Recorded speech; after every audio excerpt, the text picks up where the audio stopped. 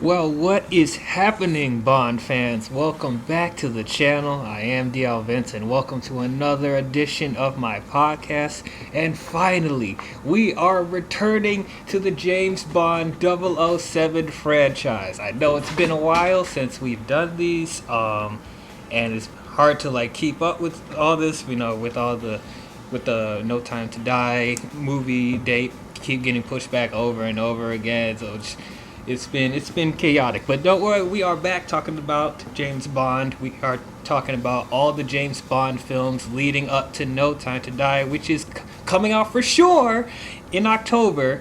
If you guys are new, we've already talked about the previous Bond films up until this point. We talked about all the Sean Connery movies, the one George Lazenby movie, all the Roger Moore films. So if you haven't seen those, I'll leave a link in the description to my playlist on my channel, James Bond 007. All the reviews are there, so you can check those out if you haven't. But today we are going to start the Timothy Dalton movies, starting with the first one, The Living Daylights. And joining with me today, back talking about more Bond, I have Evan. Glad to be back talking 007. Yes, it's been a while. It's been a while. So, this is the 15th James Bond film. It came out in 1987, and as we said, this is our introduction to Timothy Dalton in the role of James Bond. So, with Roger Moore, I think it's fair to say that I think we're done with Roger Moore. It's been so many movies with Roger. He's played Bond the most out of all the other actors, and it was nuts. I think he played it up until his mid-50s. Yeah. Which is freaking nuts. And you could tell by the time we got to For Your Eyes Only, and definitely Octopussy and View to a Kill, it's okay, he shouldn't be doing this anymore. I'm surprised they had him do him this long. But finally, they decided to just move on with a new Bond. So, before it was Timothy Dalton, it was actually supposed to be Pierce Brosnan. The Broccolis were looking to get him first because he was very popular with the show called Remington Steele, and he fit the mold of Bond at that time. And of course, he did commercials that were very Bond-esque back in the day. So they're like, yeah, let's get him. But sadly, they couldn't get him because at the last minute, they decided to renew another season of Remington Steele, and he had to do that one. So they had to wait a little bit longer to get Bond. So we had an alternative. Sorry, that's the cat moving the door if you hear that. But so now they got Timothy Dalton, which is just the backup to Brosnan until they can get him. Was when he got the role, he felt like he wanted to harken more back to the novels, have it be more of a serious Bond and stuff like that, which I think is a good approach because the Roger Moore films were a little too over the top and goofy, borderline Austin Powers tone at times. So I think it's good to have more of a serious, darker approach to Bond and harken back to the novels for people that are fans of the novels. So when it came to Timothy Dalton, it took me a while to get to his movies because the first one I watched was Brosnan, and then it got to Connery, and then Roger Moore. Or actually, I think it was Roger Moore, then Sean Connery. Whatever. The orders were weird. This is not the first Timothy Dalton movie I saw. I actually saw License to Kill before this. It took me a while to see this movie. I think I saw it on TV one time. I forgot what year it was, but anyway, I already had a good understanding of how Dalton's Bond was before this movie, so it's not fresh take when I first saw it. But anyway, overall, I do think that this is pretty good. Living Daylights, I enjoyed. I definitely felt refreshing. Just to get away from the silly tone of Moore. It was very nice to have a different approach to it. It did feel new at the time. But yeah, I like Timothy Dalton as Bond. I liked the Bond girl in the movie. The action sequences were pretty good. The only thing is I felt the story was lacking in a couple of places. But other than that, I thought, I really had a good time with this one. What did you think about Living Daylights, Nevin? I watched these Timothy Dalton movies semi recently because I had just watched. These are like the last two Bond movies I hadn't seen, and I had heard, in advance that these were like kind of polarizing for people because they were like darker and grittier that people weren't used to up until that point. But after watching 7 movies with Roger Moore, and they just got goofier and goofier, this was a breath of fresh air. Especially those last 2 Moore movies. Those were ridiculous. Oh yeah, I did not like those. So yeah, I think Timothy Dalton was great as Bond. He just did a really good job. I liked that it was more serious and it was darker and grittier. I agree with those things, and I don't know why people have a problem with it. Do they just want more of this same silly,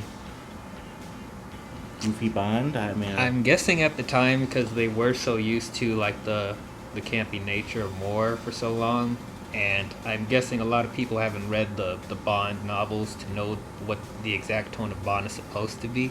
So having Dalton come and being this more gritty Bond, which is actually closer to the novels, I think this was just kind of jarring for people, But at least, I mean, that's something I could understand with License to Kill, which we'll get to in the near future. But like, I felt like with this Bond, I think it had a decent balance between the grittiness and some of the more lighthearted parts of the lighthearted stuff we're used to with Bond. I didn't feel like it was too much to be like, oh, this is like, it's so gritty. Ugh.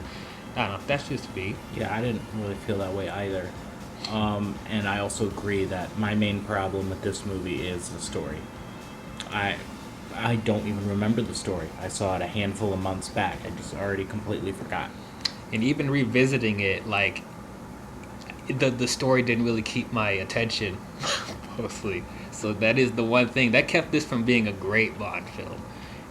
Because, like, I feel similar with Dalton with how I felt about Brosnan's movies. Like, I think they're really great Bonds, but I feel like the movies that they're put in doesn't match the quality of their performance. But anyway, like I said, it's not a bad movie. It's good. But yeah, as we do always, we talk about the gun barrel and the opening titles, the pre-title sequence and then the main title sequence. I know you don't have much to say about the gun barrels. You don't really pay attention to that, but I'll talk about the gun barrels for people that want me to talk about them. I want to talk about them. His gun barrel is pretty good. I like it. I will say that, like, to nitpick things, this is probably stuff people don't even pay attention to, but I feel like when he's swinging his arm, he's swinging it a little too hard. And then like on his other arm, you could tell he's hiding the gun, like his arm's not moving at all. So like when his other arm is swinging, it's like, okay, you look like you're hiding something. And then he puts out the gun and like he does the lead with his leg and his knee. I was like, okay, at least his shooting stance was pretty good. But yeah, overall, yeah, his gun barrel's pretty good. So now get into the pre-title sequence. So it starts with a training exercise with Bond and 2 other 00 agents who we don't know anything about. That's the one thing I wish we can get into other 00 agents other than Bond, It's like they always like playing second fiddle, or they're practically red shirts in these movies. So it's like, I wish they went into more detail with that. But anyway, so they do this training exercise where they jump off of a plane and they parachute into a ship, and they're supposed to, like, I don't know, get something from radar on their ship. I don't know. And then there's some rogue agents that invade the training exercise and kill the other 00 agents, and then it leads to Bond chasing one of the rogue agents on a truck, and there's like this whole sequence of him holding on top of the truck, trying to get into the car while the rogue agent's driving, which I thought was a pretty exciting sequence. Most of the stunts Dalton did himself, so I was really impressed with that. And as far as like the overall fight, when he gets into the truck and like they're fighting inside the truck, like it was a really intense fight. It's like something we aren't used to because of the Moore films light it up so much, but it's like it's really cool to have more of a intense action sequences in this, and so it eventually leads to Bond. There's like explosions in the truck, and he sets off the explosion and has the truck fall off of a cliff with the rogue agent in it, and it blows up. And then he lands on another ship with this random chick who's on the phone with her boyfriend, I think, and she's saying, "Oh, I'm so bored. There's nothing to do. I wish I could find a real man." And then Dalton lands on the ship and takes her phone. Is like, "Yeah, he'll call you back." And then he calls MI6 or whatever. And then when he's on the phone with MI6, it's like, there's been an attack with the rogue agents. I'll report in an hour." And then the chick's like, "Won't you join me?" with the drink in her hand, and Bond's like, "Better make that 2." And then it leads into the title sequence. I thought that was a funny little thing. Like, even though Dalton has his gritty moments, he does pull off the charm really well. So I like that part. As far as the main title sequence, I thought it was good. The theme by Aha. Yeah, because Cordy Day, but like I really like this theme. It's really energetic. I like the guitar and all that, and the singing. It was really good. Set my hopes up, way too high. Living's in the way we high. I really like this song. And then the overall sequence, it's pretty good. I'm glad they're trying to get away from the silhouettes with the chicks, because they've been doing that a lot with the title sequences. So they're trying to be a little bit more creative with the women, having projections coming off of them, and then there's some water effects and stuff like that. So yeah, pretty solid title sequence. What do you think about the theme, the title sequence? It was pretty good. It's not one of my favorites, but it's definitely not one of the weakest ones. Yeah, sure. So getting into we were trying to get into the plot, which is not that interesting. So it starts with Bond and this other agent. I forgot his name. Saunders, whatever, and they're at this opera house or whatever. And apparently, I think it was some sort of diversion for one of the generals, well, the main general in the movie, Koskov, who ends up being the main villain of the film. So it's like, I guess this is a diversion for Koskov to escape from a building, and Bond and Saunders are like watching something. I don't know why they're watching an orchestra, whatever, but okay. So while Koskov is escaping, I guess one of the band players, the girl with the cello, attempts to kill Koskov, because there's like she tries to snipe him, and then Bond intercepts the girl, but he's given orders to kill her, because they were given orders to kill any assassins there.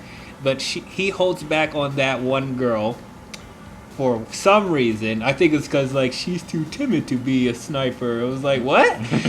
So that means, oh, don't kill her? Okay, sure. So they do end up getting Koskov to wherever he has to go. But there's this whole overlying plot about Bond trying to figure out who this girl is, and then the bigger plot is that the Soviet Union is trying to get weapons and stuff. They're like smuggling diamonds. Oh, diamonds again. Okay. They're smuggling diamonds so they could sell it on the black market or something, so they could fund getting weapons so they could take over other countries. Like, I know, like, this movie's a product of its time, like, because at the time it's like they want to focus a bunch of stuff on the Cold War and stuff like that, so Bond's plots end up reflecting whatever time period they're in, which, okay, I get that, but it's like watching it today doesn't really leave an impact that much. And then the plot just ends up being a bit convoluted and hard to follow with the whole Soviet Union stuff, and it's not even that interesting. Like they don't do it in an Indiana Jones type thing where it's like they make it like exciting and relatively easy for moviegoers to follow. It's just I just didn't really care about all of that. And then as far as going back to the main Bond girl of the movie is Maryam Dabo. Miriam Dabo. I think that's what her name is. Well, thank goodness this Bond girl doesn't have a stupid name or a perverted name. So, yeah, thumbs up on that. But I thought I liked her. There's nothing really that interesting about her. I mean, it's cool. She's a band geek. That's cool, because we're like performing arts kids, choir kids, so like we appreciate performing arts representation in movies. But it's like, I thought she was solid. There's a few parts in this movie actually where she came off a little dense and a little naive, and it was kind of irritating. But I thought she was likable enough, and the chemistry she has with Bond is pretty good for the most part. Yeah, you got any thoughts about Miriam? Not really. She was pretty forgettable. Yeah. I wish there was like a more of an explanation of why Bond is trying to figure out who this chick is. Like, I wish there was just more than just, oh, she was timid when trying to shoot Kozkov. Like, okay, what does that mean? Like, you run into timid assassins all the time. What makes this girl different? Because she's attractive? Yeah, and then it all ends up being bullshit anyways, because it's all like staged. Yeah.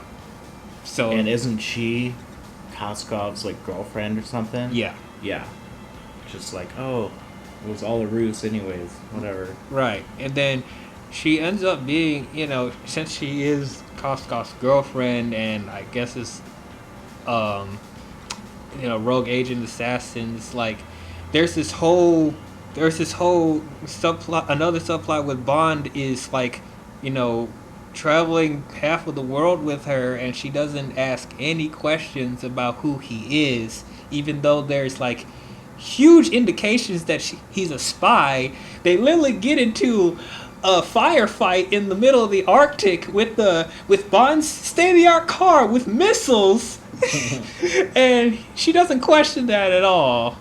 That was a cool action sequence in the Arctic. The missiles and their sequence on the ice, that was pretty exciting.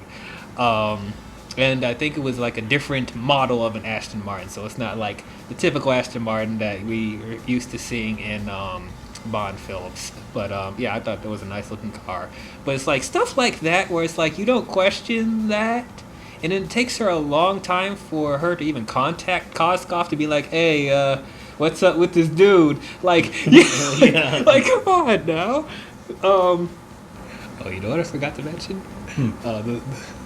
Why is the movie called Living Daylights? Because literally there is a line where Bond says, when she's talking about Miriam, he's like, whoever they were must have scared the living daylights out of her. Okay, that's the title? Roll credits? Question mark? Okay, that's weird, but okay. I was wondering why is it called The Living Daylights? Oh, that's why. Alright. But yeah, we've been talking about Koskov a lot. Koskov, I don't like him. He is so annoying and really forgettable. Like, no, it did not work for me. And they lead you on to thinking that the main villain is actually Brad Whitaker, played by Joe Don Baker, who is also really bland and forgettable. It was weird too because he plays a different character in a future Bond movie as well, GoldenEye. Oh. Yeah. So it's like it's confusing why they brought him back to be a different character in another Bond film in the future. Who's he in GoldenEye? I forget his name. Yeah, Yeah, it's that dude that Bond gives him the card in GoldenEye. I forget his name. We'll talk about him when we get to GoldenEye. But it's like, yeah, didn't do much in this movie. But yeah, both of them I just didn't. They were really forgettable villains. And then Koskov is just annoying. Like he was so whiny and like sneezy and stuff like that. It's like it just didn't work for me. Apparently he's a really big celebrity in the Netherlands, so I think that's why they got him to be a main villain in a Bond film. But it's like that doesn't really mean much to me. The typical American, I'm like, who is this dude? Yeah. No, it didn't work for me. But yeah, like getting into more of Bond's performance. As I said, I liked that he's a more intense Bond. There's actually a couple of scenes where it's like, it was still kind of, it was a bit uncomfortable to watch with some of the more intense scenes that Bond has. Like, for example, there's this other general that's being framed for the murders that Koskov and Whitaker make. It's General Pushkin, who's John Rhys Davies, who is in the Indiana Jones movies, I think, right? Yeah, and Yeah. Lord of the Rings. Mm-hmm. Yeah, so it was good to see him in this movie. It was good to see him. But he didn't do much either. Yeah. Like, Yeah. come on, man. He's just there. Yeah, and then it's like they want to make it this really personal. They try to make the really personal dynamic between him and Bond, but it's like there's nothing there to build to that. He just shows up, he's being framed, and Bond is like taking it real personal and stuff like that. I'm like, for what reason? Who is this guy? Why is he so important to you? But yeah, I just like, I don't know. I just wish they did more with them too. But there was this scene where he's interrogating Pushkin, and a chick is there, and he manhandles her like really rough and stuff like that. It's like, this is stuff that it was uncomfortable for me to watch in the older movies, but it's still in this. But it's like, I do respect that, Bond doesn't care if you're a male or a female. If he needs to get information, he's gonna do whatever it takes, I guess. But it's like, that's one of the few moments where I was like, ooh, that's a little intense. But I was like, okay, all right, Dalton. But it didn't even talk about who is actually the henchman of this movie, Necros. Okay, it's another blonde henchman, strong man. Whatever. There was a scene where MI6 is talking about stuff at a mansion, and he disguised himself as a milkman, and there's a whole action sequences where he's throwing exploding milk bottles at people. So it's like, okay, that's kind of creative. But yeah, like he doesn't leave a lasting impact until like the climax of the movie. Like, I forget he's in the film half the time.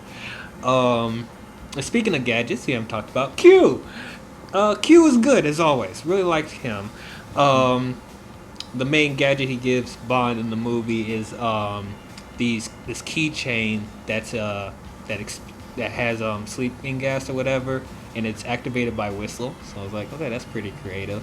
And also in the lab, they have other scientists testing out other weapons. There's a boombox that shoots missiles, and they call it the Ghetto Blaster. We're making for the Americans. So I'm like, okay. And then there was a couch where it activates into like a secret hatch or something like that they can hide into the sofa. So I thought that was pretty creative. And there's a new Moneypenny. This Moneypenny I thought she was fine. She's my least favorite Moneypenny. Yeah, I could see that. But I mean, yeah, she was okay though. I know, like, the original Moneypenny was just getting too old, so she just retired. Yeah, which you totally get that. Caroline Bliss is her name. Yeah, I wish she was given more movies for her character to be fleshed out more. Because I think she had the potential to be a good Moneypenny. Just didn't give her much to do. And then the time she is on screen, she's swooning a little too much over Bond. Because like what I liked in the older movies is that Moneypenny and Bond do have like a flirting, you can see a hint of sexual tension between them, but it's like they keep her professional, and it's like Moneypenny keeps leading Bond on and stuff like that. So I like that dynamic that they have. But like Moneypenny is like, I don't know, she's just swooning over Bond a little too much, like she's a fangirl practically. There's like, after Bond leaves, after talking to her, she goes, I'm just like, okay, wait, no, no. But yeah, I still ship Moneypenny and Bond. Like, I'm surprised they haven't done that No, yet. it's never gonna happen. Like, it irritates me. But yeah, so, and M was fine. I forgot to mention. Oh yeah, M's fine. Yeah. Doesn't do much, but just he does what he does. Miriam finally decides to call Koskov and Whitaker and be like, "Hey, what's up with Bond? Why am I traveling with him half across the world?" And then Koskov tells her that Bond is a rogue agent and gives her orders to spike his drink and knock him out so they can capture him and stuff like that. And then that's when Bond wants to reveal who he really is, and I'm like, really? Like, what? It's so blockheaded. Like, you could have avoided so many like of these dumb decisions if you just up front just said, I am a member of the British agency, whatever. I'm a spy. I was set to kill you, but you're part of this overlying scheme with your boyfriend, and I gotta stop him, whatever. So it's like, it's just blockheaded. But anyway, so Koskov and Whitaker end up capturing Bond, and then they lock him up in a prison, but then he uses his key thing to unlock the door. And then he ends up freeing. Okay, oh my gosh, now we get into another subplot with these Afghan resistance people. He ends up setting free one of the prisoners who happens to be the leader of this Afghan resistance, and then they end up capturing Bond, and then this is where the pacing just started to get. This is where I felt the movie should have ended at this point. Like, we didn't need this subplot with the Afghan resistance, because it was just slowing down the film. When he's captured there, he's trying to tell them what's going on, and all they're doing is laughing stupidly. I gotta escape. I gotta stop these Soviet Union people. I'm like, oh my god. Why? Just why? We didn't need this. But they do end up helping him to stop the Soviets and Koskov and stuff like that. And so the resistance used their horses or whatever, and like they created a diversion and this whole battle sequence between the resistance and the Soviets happen, and the Soviets are taking all the diamonds and stuff like that and then putting it on a plane and trying to escape or whatever, and then it leads into this whole sequence on the runway with Bond trying to chase after the plane with a truck, and Koskov is trying to stop him in another truck. And then, okay, a really dumb part happens where Bond has like one of the trucks, I think from the plane, gets out and then crashes into the truck that Koskov is in, and it blows up and it's on fire. It's ablaze, but he walks out fine. He didn't die from that. Why? Like, that no, that was stupid. He should have died right then and there. But and then the plane finally takes off. But then Bond and Miriam get into a fight with Necros on the plane, and Miriam is trying to keep the plane steady while the fight sequence is happening. And then there was a net of like crates or whatever that hang off the end of the plane, and then Bond and Necros are fighting on it, and I thought that was a pretty cool sequence. Like they actually took a plane up and did that fight sequence. So I thought that was pretty exciting. It reminded me of some Mission Impossible stuff where Ethan does these crazy stunts or whatever. So I thought that was cool. But yeah, so Bond ends up killing Necros, and then they land the plane just barely. Actually, no, they don't, because like it nearly crashes into a ravine, and then they take another truck and escape out of the plane before it crashes and falls into the ravine. So, or falls into the canyon, whatever. So that was pretty exciting. That was cool, and I felt the movie could have ended right there, but it doesn't. It keeps going. So then they go and stop. They stop Whitaker or whatever. And there's like this little shootout that's pointless. Okay, this is another dumb part. Whitaker has this gun that has a plastic shield just on the top of it, but it's not covering anything else. And Bond is shooting at the shield. And I'm like, why don't you shoot his leg? Or his stomach? Or his nuts? I don't know. You're shooting at the shield. Like, it's not covering anything. Yeah, it's covering his head, but you can shoot anywhere else. So that was dumb. But he ends up stopping him. And then... and then Koskov comes in and tries to play pretend. And being like, oh, thank God, you guys are alive. Oh, my God. And then tries to convince Pushkin that, Bond is evil, but it doesn't work. And then Pushkin ends up arresting Koskov. And that's the end. He should have just died there. He should just died at the when the car crashed into his car. That didn't need to happen. And then the movie ends at another band performance where Miriam is playing her cello or whatever, and the Afghan resistance shows up there. They get trouble getting in because of I'm not going to get into that because that was a different time. But yeah, they had a hard time getting into the opera house or whatever, and then it ends with Bond and Miriam kissing. They fall in love. The end. But yeah, there was just so much going on and nothing going on at the same time. There was just so much padding when we got to that resistance stuff. And even with the action sequences on the plane, like, it was exciting, but I felt like that went on too long. And then, I don't know. Did you buy the romance between Miriam and Bond? I felt like that was a bit abrupt. Yeah, I wasn't really into any of the romance in this one. No, and then there is a sequence where they have fun at a carnival and stuff like that, and it's like they're having fun, and then they kiss there, and I'm like, no, you didn't earn that. You didn't earn that. That's one of the things about Dalton's.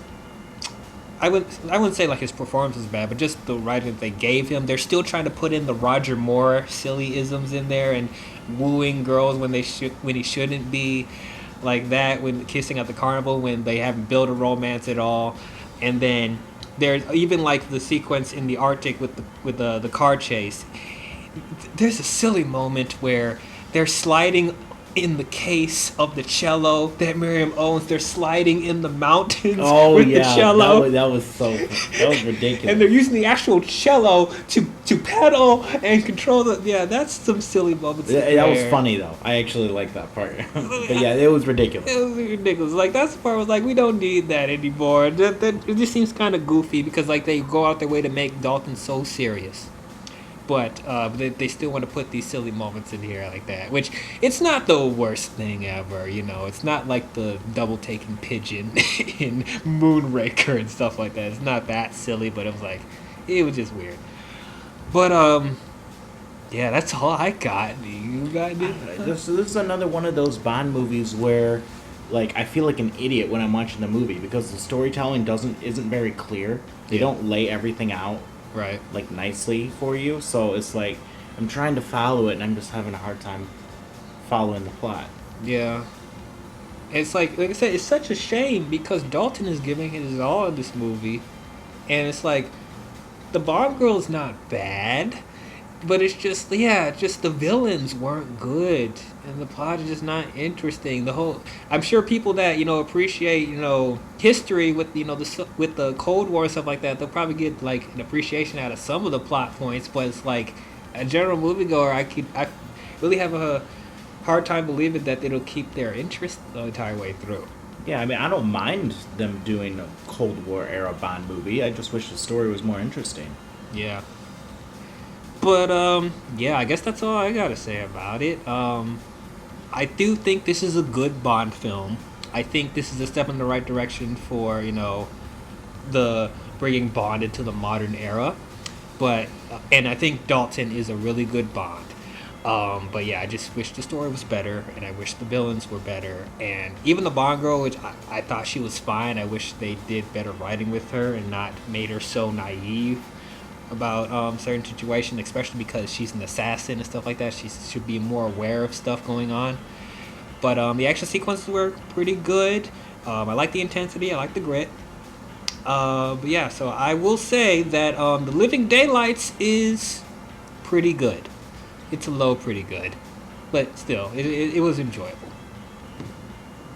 This is probably about like if I was to do a grade letter, it'd be like around a C plus. So I guess it would fall under pretty good, Okay. but it's not one of the better ones. I don't know. It's like I think the direction that they were going with Bond himself was really good for this movie. I thought Dalton did a great job. I thought the action sequences and the stunts were really well done. Like I said before, the other characters in the story just were not interesting.